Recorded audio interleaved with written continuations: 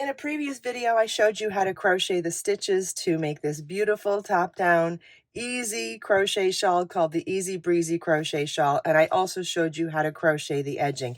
In this video, I want to show you how you can add beads without pre-stringing if you want to along the edge. If you want to learn how to make the shawl, I'll post a link to that video up here in the corner and also in the video description.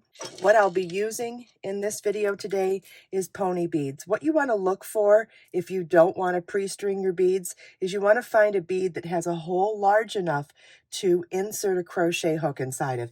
It does not have to be the crochet hook that you're using for making the project. It just has to be small enough to be able to insert it into the hole of the hook and be able to hook the yarn through it. Okay, so I'll show you what I mean when we get started. You can find these particular pony beads at the link in the video description. They're in my Amazon shop. So you just want to make sure that you have a crochet hook that's small enough to be able to insert into the hole of the bead and be able to pull a loop of yarn through it. So let me show you what I mean.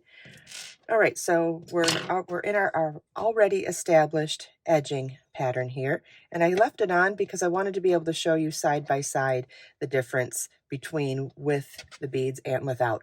So this pattern started with a slip stitch, chain 3, then a double crochet in the next stitch.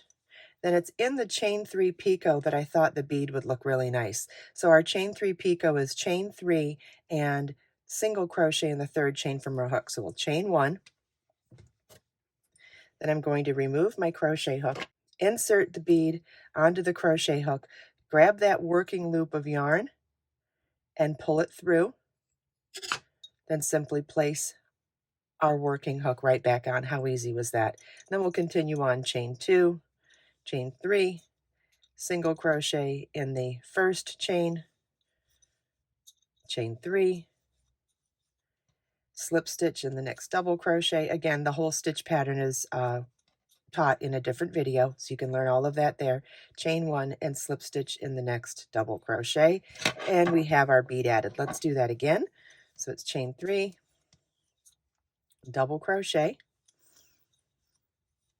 chain 3 picot, chain 1, then we'll remove our crochet hook, grab our thinner crochet hook, insert the bead, pull the working loop through the bead,